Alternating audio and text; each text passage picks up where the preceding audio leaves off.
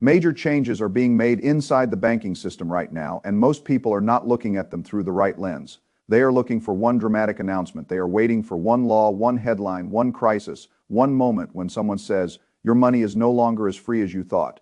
That is not usually how systems change. In my experience, large systems rarely change all at once. They change in layers. A rule is adjusted, a reporting standard expands, a regulator adds a new interpretation, a bank changes its risk policy, a government gives itself another tool for the next crisis. Each change by itself looks manageable, but when you put them together, you see the pattern. And the pattern is that the modern banking system is becoming less flexible for the individual and more controllable for the institution. I do not say that to create fear. Fear is not useful unless it leads to better decisions. I say it because when the rules of the system change, the people who do not understand the rules become the weakest players in that system. They assume the old rules still protect them. They assume their bank is only a storage place for their money. They assume a deposit is the same thing as holding cash in their hand. They assume that if they have done nothing wrong, their money cannot be restricted. Those assumptions used to be closer to reality. They are less true today.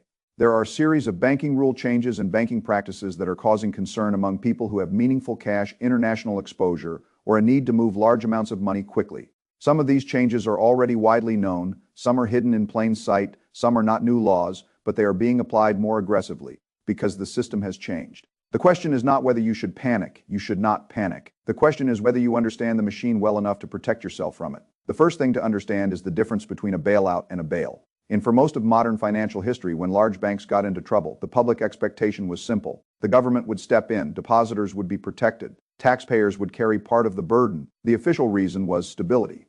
If people believed their deposits could disappear, they would rush to the banks, and a banking panic would make the crisis worse. That was the logic behind many interventions. But after the 2008 financial crisis, governments and regulators looked at the cost of bailing out banks and decided the model had to change. They did not want taxpayers to be seen as the first line of rescue every time a large financial institution made mistakes or suffered losses. So the system moved toward the bail. The word sounds technical, but the idea is simple. If a bank becomes insolvent or suffers severe losses, regulators can use resources inside the bank to stabilize it. The losses do not only come from the outside, they can be absorbed from within the capital structure of the bank. The order matters. First, shareholders are hit. Then debt holders and bondholders can be hit. And under certain conditions, large uninsured depositors can also become part of the loss absorbing layer. That is the part many people do not think about when you deposit money in a bank. You may think of yourself as someone storing money. But legally and structurally above the insured limit, you are also an unsecured creditor of the bank. That means the bank owes you money. And in a severe crisis, what you thought of as safe cash can become part of a resolution process. This is why deposit insurance limits matter. In the United States, the standard federal deposit insurance limit is $250,000 per depositor, per insured bank for each ownership category. In the European Union, it is generally €100,000. In the United Kingdom, it is £85,000. In Canada, it is 100,000 Canadian dollars for eligible deposits. Everything above those limits needs to be understood differently. It may still be safe in normal conditions. But normal conditions are not the problem. The problem is what happens when stress enters the system. That is how I think about risk. I do not ask whether something works when the weather is good. Most systems work when the weather is good. I ask what happens when the weather turns. Liquidity tightens, confidence drops, and institutions begin protecting themselves. A bail-in is not a conspiracy theory. It is part of the legal and regulatory architecture in many developed countries. It exists because governments have tried to create a way to resolve bank failures without immediately putting taxpayers on the hook. You can agree with the policy or disagree with it. That is not the point. The point is that if you keep large uninsured balances at one bank and assume that those balances are identical to insured deposits, you are not seeing the system clearly. The second change is less dramatic, but it can affect many more ordinary people. It is the treatment of dormant accounts. Most people think that if they leave money in a bank account and do not touch it, the money simply waits for them. In many cases, that is not how the law works. If an account is inactive for long enough, it can be classified as dormant. Once it is classified that way, unclaimed property rules can apply. Those rules can allow the money or financial asset to be transferred to the state. In some places, the dormancy period can be as short as 3 to 5 years. That is not a long time in a lifetime. A person might open an account, move, become ill, forget about it, pass responsibility to a family member, or lose track of paperwork. A business owner might keep an old account for emergencies and not use it for several years. A retiree might have small accounts scattered across institutions. In the old world, forgetting about an account felt like an inconvenience in the new world. It can create a legal process. Usually there is a way to reclaim the money after it is transferred, but that process can be slow, bureaucratic, and difficult, especially for heirs who may not know where the funds were held or what records exist. The concern is not only that these rules exist, the concern is that dormancy rules are changing and in some jurisdictions becoming more aggressive. Australia shortened the dormancy period for many financial assets from 7 years to 3 years. The United Kingdom expanded its dormant asset scheme beyond ordinary bank accounts into other kinds of assets, including investments and insurance balances in the European Union. Policymakers have discussed harmonizing dormancy rules across member states, which could pull systems toward a lower common threshold that matters because property rights are not only about whether you own something in theory, they are about how many steps stand between you and losing practical control over it. There are jurisdictions that treat dormant assets differently. Switzerland has historically required banks to make extensive efforts to find you or your heirs before assets are transferred. Liechtenstein has a reputation for maintaining funds for much longer without transferring them to the government. Monaco has its own approach with longer windows than many other developed systems. The point is not that everyone should run to another country. The point is that different systems create different protections. When I look at money, I do not just look at return, I look at custody, I look at jurisdiction, I look at the rules around access, I look at what happens if something goes wrong, if the owner becomes ill, if the heirs are not informed, or if the institution changes its policy. Ownership without access is fragile. Access without documentation is fragile. And money held in a jurisdiction you do not understand is more fragile than most people realize. The third change is civil asset forfeiture. This is one of the clearest examples of a system that can affect people long before guilt or innocence is finally determined. Most people believe assets can only be taken after a criminal conviction. That belief is incomplete. In many developed countries, authorities have legal tools that allow them to freeze or seize assets without first obtaining a criminal conviction. In the United States, civil asset forfeiture is used under federal and state law. In the United Kingdom, authorities can use unexplained wealth orders. Australia and Canada have similar proceeds of crime systems. These tools were originally designed to target organized crime, corruption, money laundering, and other serious wrongdoing. The problem is not the stated intention. The problem is the threshold at which assets can be frozen and the time it can take to get them released. If an account is frozen during an investigation, the money may still legally belong to you, but practically you may not be able to use it. That distinction matters if you need the money for payroll, medical care, taxes, legal expenses, a property purchase, a family emergency, or business operations. Being told that ownership will be sorted out later may not help you. In a well-functioning system, there should be a careful balance between preventing crime and protecting innocent owners. But in any large bureaucratic system, there are incentives. Institutions prefer not to be blamed for letting suspicious money move. Regulators prefer to appear tough. Banks prefer to over-report rather than under-report. And once an account is frozen, the individual often carries the burden of delay. This is why resilient people do not build their financial lives around a single point of failure. If one account, one bank, one country, or one payment rail controls your access to everything, you are fragile. The wealthier and more sophisticated families I have observed think differently. They do not ask, where can I get the highest yield this month? First, they ask, where is my money most resilient under stress? Where are the rules clear? Where are property rights respected? Where would a dispute be handled carefully rather than automatically? That does not mean hiding assets. That does not mean avoiding taxes. That does not mean breaking reporting rules. It means understanding that legal access to money can be disrupted, and that a thoughtful banking structure can reduce the damage if one institution or one jurisdiction becomes difficult. The fourth change is capital controls. People often think capital controls are something that happen only in developing economies. That is another dangerous assumption. Capital controls are restrictions placed on moving money out of a country, converting money into foreign currency. Withdrawing cash or sending funds abroad, they are usually introduced during severe stress, when a government fears that money is leaving too quickly and the financial system may destabilize. In theory, your money still exists. In practice, you may not be able to move it. That is the difference between accounting wealth and usable wealth. Cyprus imposed withdrawal limits and restricted international transfers during its banking crisis. In 2013, Greece capped ATM withdrawals during its debt crisis. Iceland maintained strict capital controls for years after its banking collapse. These were not ancient events in failed states. They were modern financial systems under stress. When capital controls arrive, they usually arrive quickly. The point of a capital control is to stop movement before people can react. If a government announces that capital controls may come in 30 days, the capital leaves in 29. So controls tend to be imposed suddenly under emergency logic with the argument that they are temporary and necessary. Sometimes they are temporary. Sometimes temporary lasts longer than people expect.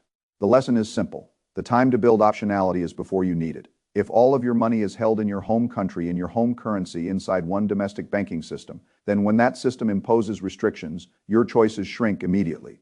If some portion of your liquidity is already held in a strong and stable jurisdiction abroad, and held legally, transparently, and with proper reporting, you may have more flexibility. You may be able to move, invest, support family, pay expenses, or operate internationally even when your home country tightens access. This is not about predicting collapse. Good risk management is not based on certainty. It is based on probability, consequence, and diversification. If an event has low probability but high consequence, and if the cost of preparing is reasonable, preparation can be rational. That is how I think about capital controls. You do not prepare because you know they will happen. You prepare because once they happen, preparation is no longer available. The fifth change is investment and asset restriction. This is subtler than capital controls, but it follows a similar pattern. Governments and regulators are increasingly shaping what citizens can hold, how they can hold it, and how much exposure they can have to certain assets. Sometimes the reason is tax enforcement. Sometimes it is financial stability. Sometimes it is anti-money laundering policy. Sometimes it is consumer protection. The reasons may be legitimate, but the effect is still that the range of personal financial freedom can become narrower. In the United States, investors face complicated tax rules when holding certain foreign mutual funds. In the United Kingdom, there have been proposals around limits on stablecoin exposure around the world. Regulators are increasing scrutiny of crypto holdings, foreign currency accounts, gold transactions, and cross-border assets through reporting requirements. These rules can influence behavior. If a government makes an asset difficult to own, expensive to report, or risky from a compliance standpoint, many ordinary people simply avoid it. That may be the intended effect. The danger is that people confuse legal permission with practical freedom. You may be legally allowed to diversify internationally, but if the paperwork is confusing, the tax rules are punitive, the reporting requirements are severe, and the banks become uncomfortable servicing you, then in practical terms, your choices are constrained. This is why rules matter. A portfolio is not just a list of assets. It is also a list of jurisdictions, counterparties, tax obligations, reporting systems, and access rules. When you own assets, you should ask 3 questions. Can I legally own this? Can I practically access it when I need it? And can I explain it clearly to my bank, my tax authority, my heirs, and my advisors? If the answer to any of those questions is weak, the asset may be more fragile than it looks. The 6th change is currency debasement and the possible future role of central bank digital currencies. Currency debasement is not mysterious. It happens when the supply of money grows faster than the productive capacity of the economy, causing purchasing power to decline over time. If inflation runs higher than the interest you receive on deposits, then your bank balance may look stable, but your real wealth is falling. This is one of the most misunderstood risks in money. People fear losing dollars. They do not always notice losing purchasing power. But purchasing power is what matters. The purpose of money is not to sit as a number on a screen. The purpose of money is to buy goods, services, assets, freedom, time, and security. If you keep money in a bank account yielding less than inflation, you are paying a hidden tax. It does not come as a bill. It comes as a slow reduction in what your money can do for you. At the same time, many central banks are exploring central bank digital currencies, or CBDCs. CBDCs are digital national currencies issued directly or indirectly through central bank systems. The technology and structure vary by country, and the future use is still debated. But the reason wealthy people pay attention to them is that they could introduce monetary tools that are harder to implement in a cash-based system. Programmable money, spending restrictions, targeted stimulus, negative interest rates, demographic or geographic controls. Again, the important point is not to claim that all of these things will happen. The important point is that the architecture can allow possibilities that did not exist in the same way before. When a system gives itself new tools, you must consider not only how good people say the tools will be used, but how they could be used during stress, political pressure, inflation, social unrest, or financial crisis. That is how I think about systems. You do not judge a system only by the intentions of the people currently operating it. You judge it by its design, its incentives, and what it permits future operators to do. CBDCs remain uncertain in their final form. But uncertainty is itself a reason to diversify, especially if you are holding all of your liquidity in one currency in one banking system. The 7th change is the growing power of tax authorities to freeze or pursue accounts across borders. Every developed country has mechanisms that allow tax agencies to freeze bank accounts in certain circumstances, usually when taxes are unpaid, disputed, or under investigation.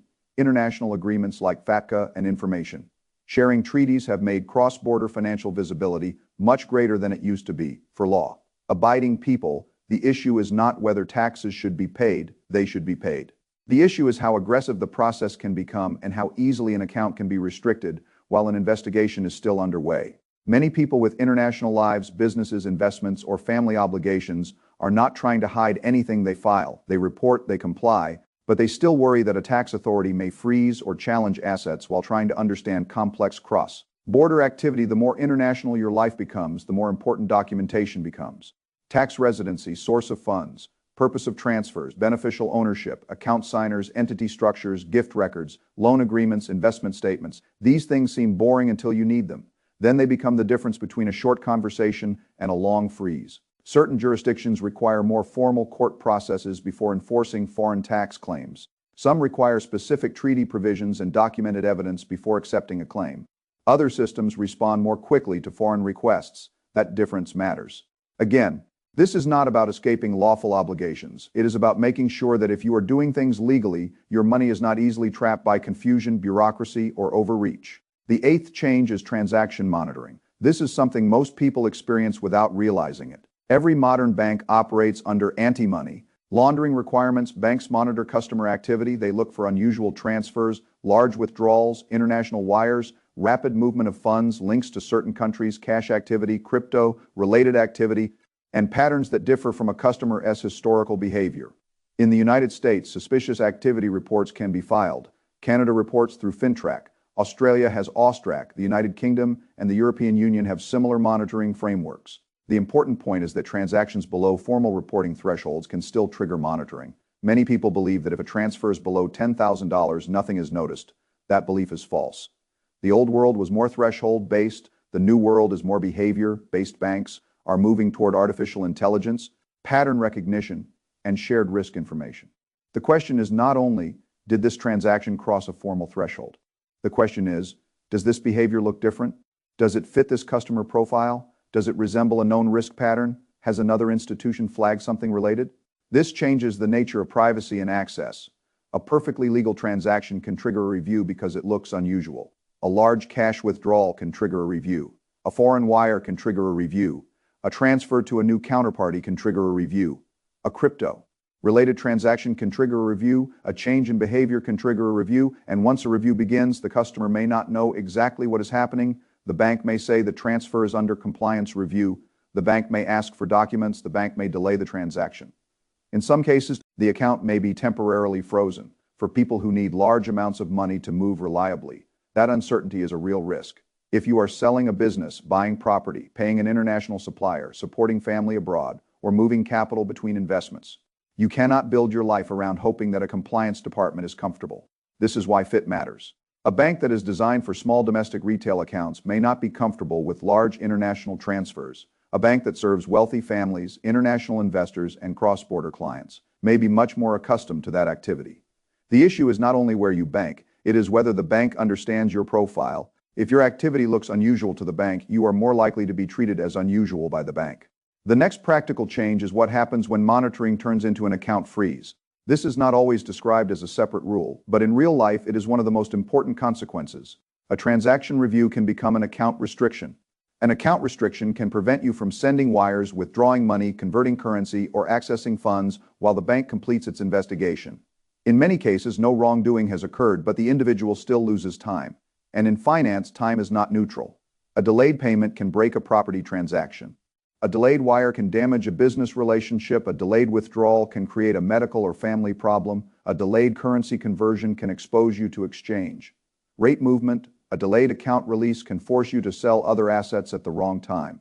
This is why I always come back to one principle. Do not allow one system to be the only path between you and your own money. Redundancy is not inefficiency when the system is fragile. It is protection. The 10th change is de-risking. Banks sometimes close accounts not because the client has done anything wrong, but because the bank believes the client presents too much risk, too much complexity, or too much compliance cost. This is called de-risking. It can happen to people with large international transfers. It can happen to people connected to cryptocurrency businesses. It can happen to politically exposed persons. It can happen to clients connected with certain countries. It can happen to entrepreneurs and industries the bank no longer wants to service. It can happen to people whose activities are legal but inconvenient. Instead of investigating and understanding the client, the bank chooses the simpler path. It exits the relationship from the bank's perspective. This can be rational. Compliance risk is expensive. Regulatory penalties are large. A small number of complicated clients may not be worth the trouble. From the customer's perspective, it can feel arbitrary and destabilizing. Imagine running a legal business and being told that your account will be closed in 30 days. Imagine holding international assets and being told your bank no longer wants to process your transfers. Imagine depending on a bank relationship and discovering that the bank's risk model has changed. This is another reason why banking should be matched to profile. If you are a simple domestic customer with predictable payroll deposits and ordinary spending, almost any mainstream bank may work.